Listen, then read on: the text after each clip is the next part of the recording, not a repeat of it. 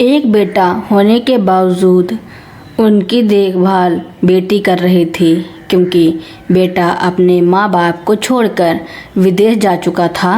वह उनसे कोई मतलब नहीं रखता है, यहाँ तक कि शादी भी अपनी मर्जी से कर ली। कमरे में धुंधली रोशनी फैल रही थी, जो खिड़की के भारी पर्दों से छनकर आ रही थी। हवा में हल्की सी नमी और दवा की परिचित गंध घुली हुई थी। चारपाई पर लेटी जानकी देवी ने धीरे से अपनी आंखें खोली।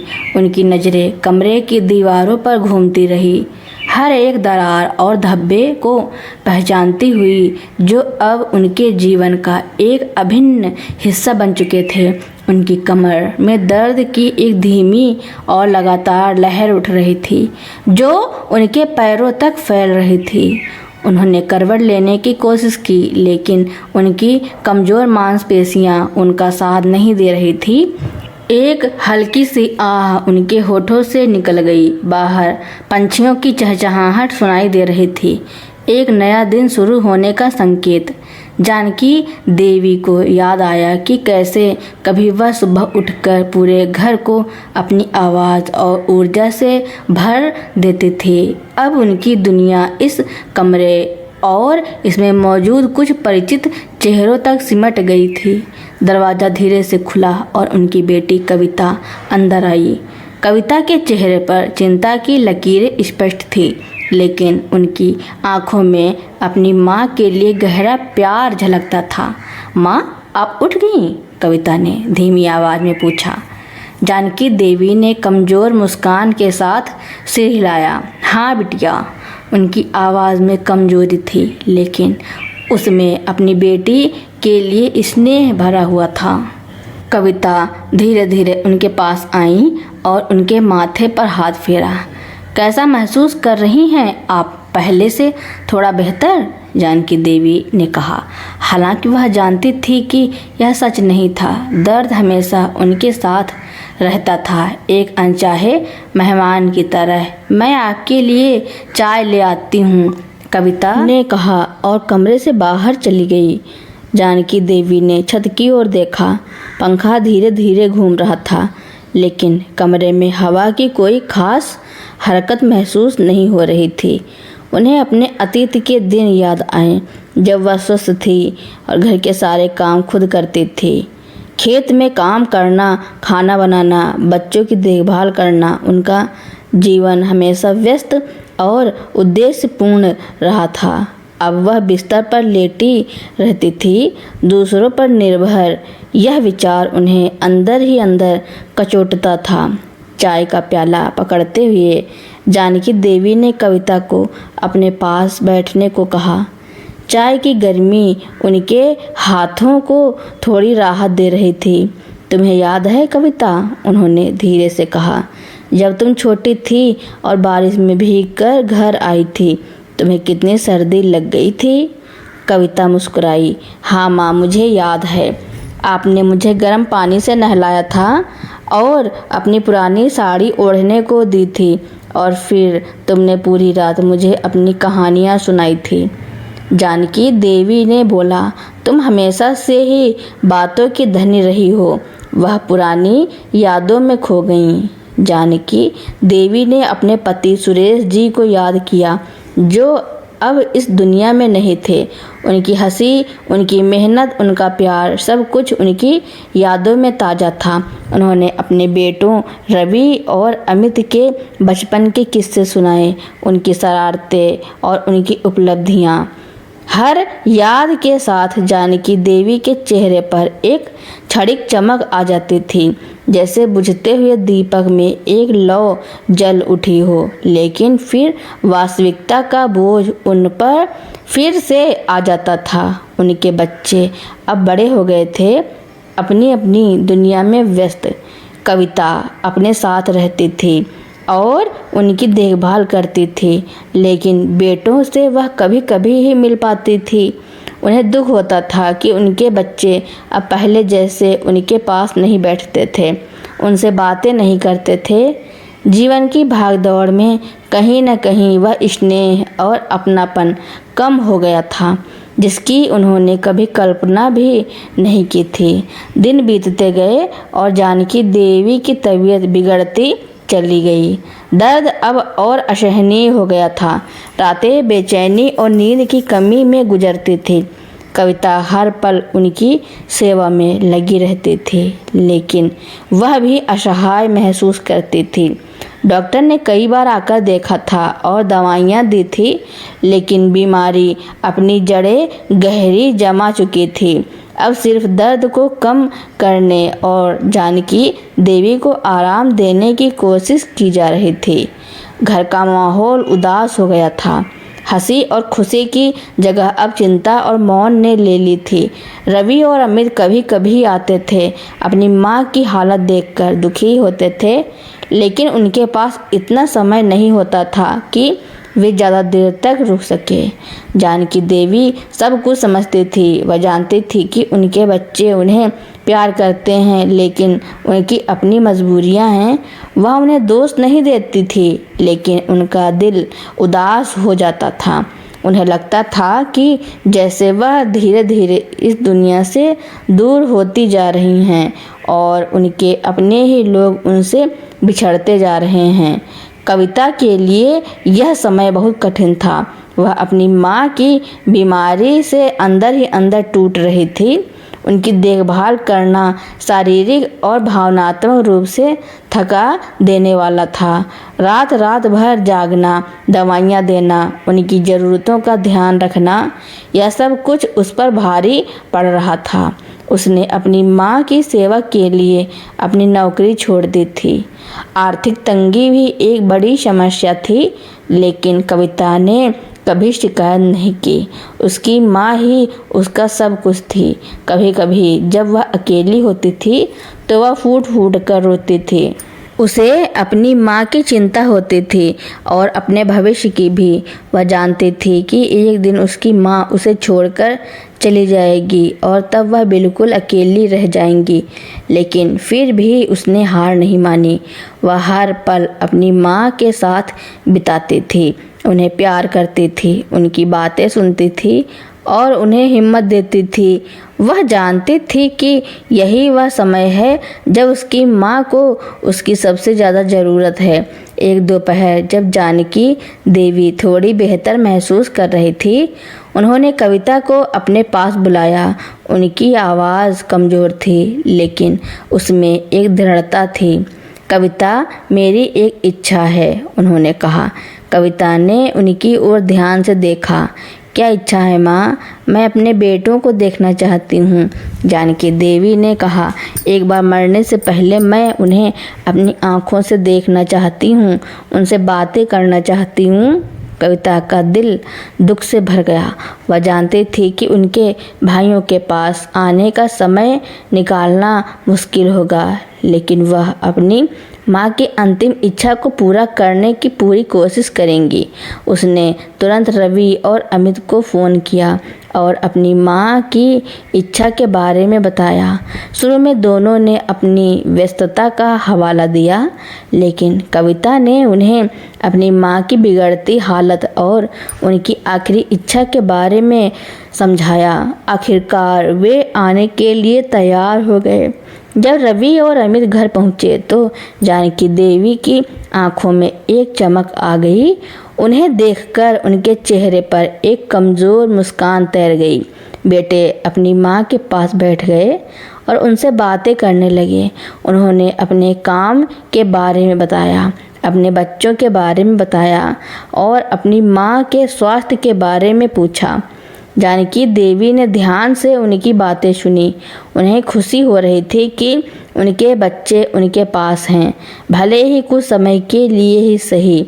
उन्होंने उन्हें आशीर्वाद दिया और उन्हें अपना ख्याल रखने के लिए कहा। वह जानती थी कि यह शायद उनकी आखिरी मुलाकात है। उनकी सांसें धीरे धीरे कमज़ोर हो रही थी और उनका शरीर अब और साथ नहीं दे रहा था। अगले कुछ दिन शांति से बीते। कविता अपनी माँ के पास बैठी रही, उनकी सेवा करती रही। रवि और अमित भी कुछ दिन और रुके और फिर वापस चले गए। एक रात जब पूरा घर गहरी नींद में सोया हुआ था, जानकी देवी ने अपनी अंतिम सांस ली।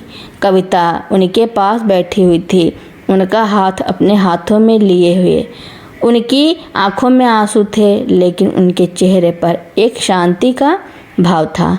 जानकी देवी के जाने के बाद घर में एक गहरा सन्नाटा छा गया। कविता बिल्कुल अकेली रह गई थी। उसे अपनी माँ की बहुत याद आती थी, उनकी बातें, उनका प्यार, उनकी ममता। रवि और अमित अंतिम संस्कार के लिए आए और फिर वापस चले गए। कविता ने अकेले ही अपनी माँ के सारे रीति रिवाज पूरे किए। धीरे धीरे समय के साथ साथ कविता ने अपनी माँ के बिना जीना सीख लिया, लेकिन जानकी देवी यादें हमेशा उनके दिल में जिंदा रहीं।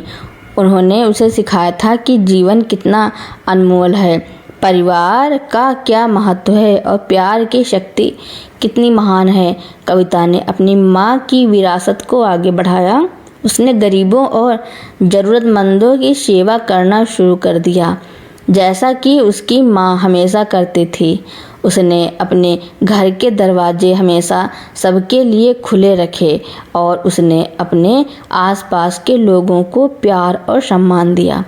जानकी देवी अब इस दुनिया में नहीं थी, लेकिन उनका प्यार और उनकी शिक्षाएं हमेशा कविता के साथ रहीं। उसे जीवन के हर मोड़ पर मार्गदर्शन करती रही और इस तरह एक बूढ़ी माँ की कहानी समाप्त होती है, लेकिन उनका प्यार और उनकी यादें हमेशा जीवित रहती हैं। जानकी देवी के जाने के बाद कविता के जीवन में एक खालीपन आ गया था, जिसे भरना मुश्किल था। घर जो कभी अपनी माँ की उपस्थिति से भरा रहता था, अब शांत और उदास लगता था। हर कोना उनकी याद दिलाता था। रसोई में उनकी पसंदीदा मसालेदानी, बैठक में उनकी आराम कुर्सी और कमरे में उनकी चारपाई जो खाली पड़ी थी। शुरुआत में कविता ने खुद को घर के कामों में व्यस्त रखने की कोशिश की। वह सफाई करती, खाना बनाती और बागवानी करती।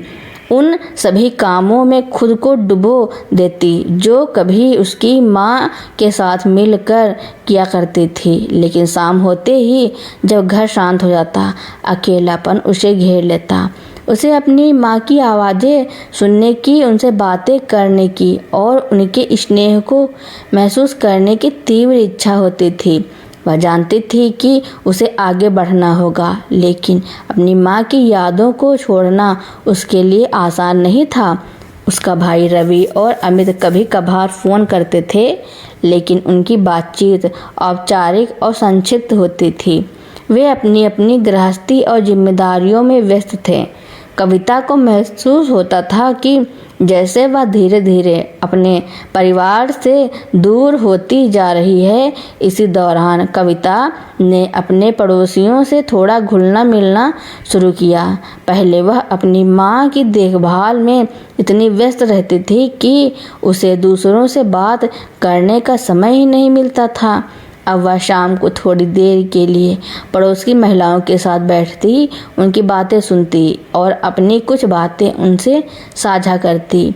धीरे धीरे उसे महसूस हुआ कि वह अकेली नहीं है। उसके आसपास ऐसे लोग हैं जो उसकी परवाह करते हैं और उसके दुख को समझते हैं।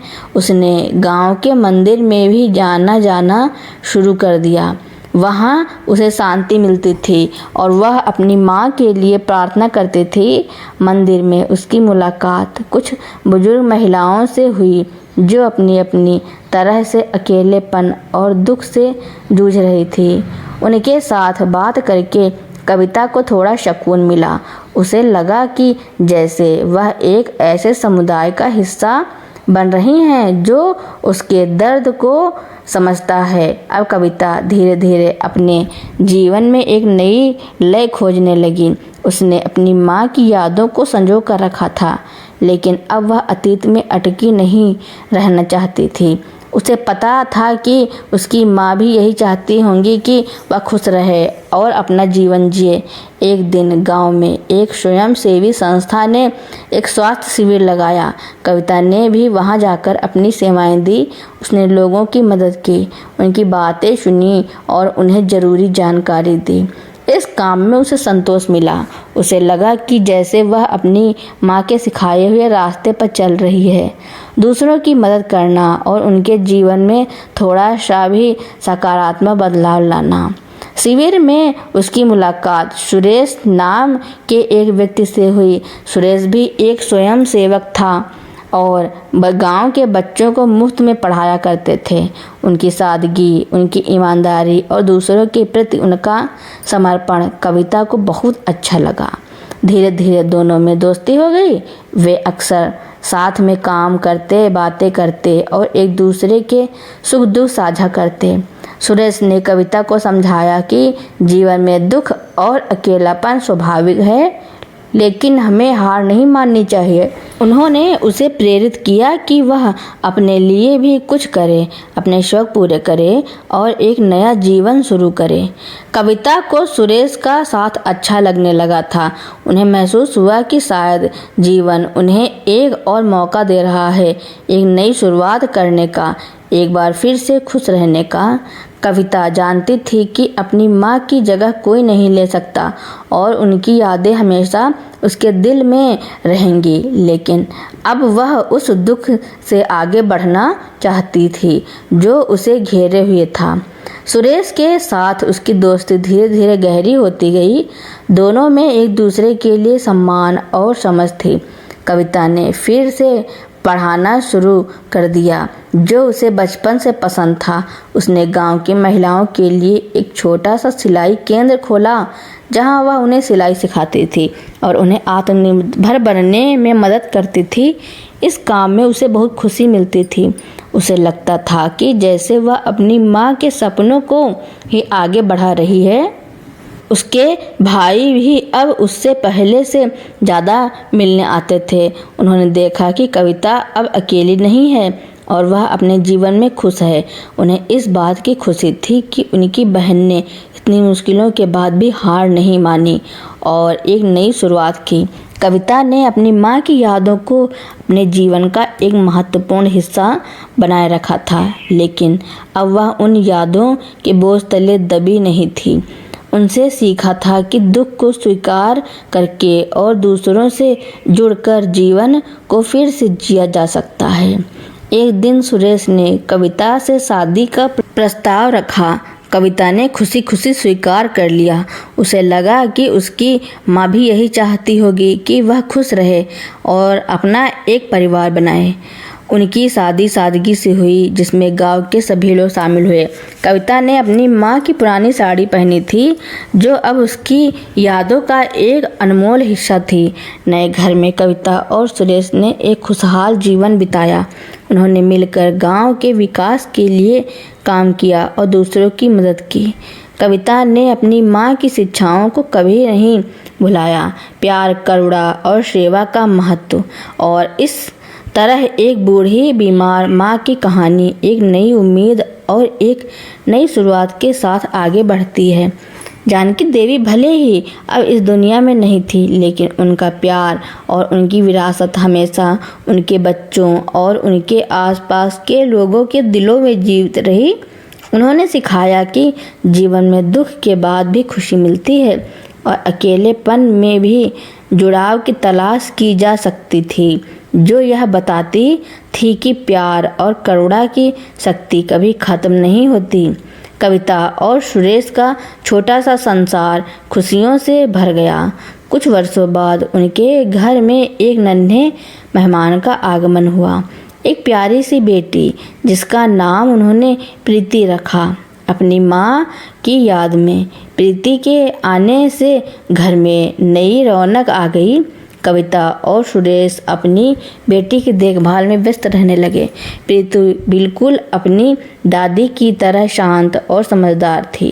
उसकी बड़ी बड़ी आंखें हर चीज़ को जिज्ञासा से देखती थी और उसकी मुस्कान कविता के दिल को सुकून से भर देती थी।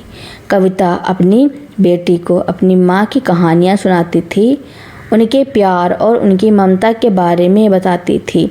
वह चाहती थी कि प्रीति अपनी नानी को जाने और उनके मूल्यों को अपने जीवन में उतारे। सुरेश भी एक प्यार करने वाले पिता साबित हुए। वह प्रीति को पढ़ाते और उसके साथ खेलते और उसे गांव के बारे में बताते। उनका परिवार धीरे धीरे बढ़ता गया। प्रीति के बाद उन्हें एक बेटा भी हुआ जिसका नाम उन्होंने विक्रम रखा। कविता का घर फिर से हंसी और बच्चों की आवाज़ों से गूंजने लगा था। उसे लगता था कि उसकी माँ स्वर्ग से उन्हें देख रही है और खुश हो रही है।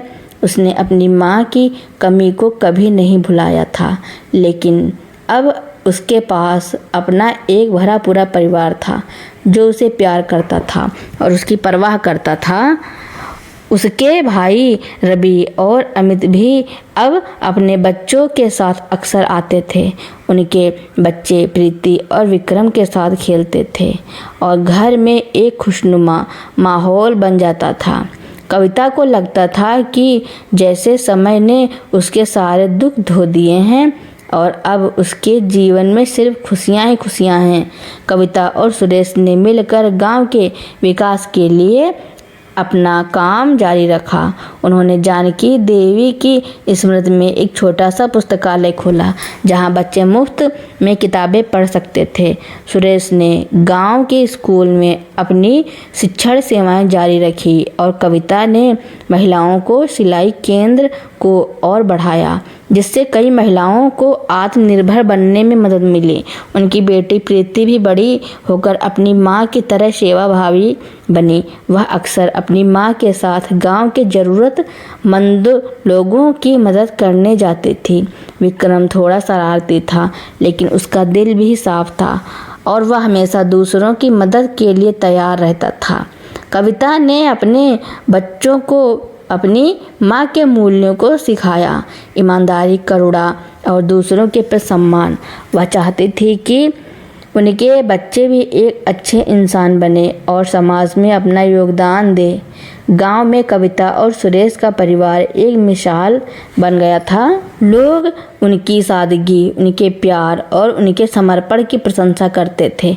कविता ने अपनी माँ से सीखा था कि जीवन में सबसे बड़ी खुशी दूसरों की सेवा करने में है। तो दोस्तों, कविता ने अपनी माँ के लिए जो किया उसके बारे में आपका क्या कहना है और यह कहानी आपको कैसी लगी कमेंट में ज़रूर लिखना। मेरी कहानी सुनने के लिए आपका बहुत बहुत धन्यवाद।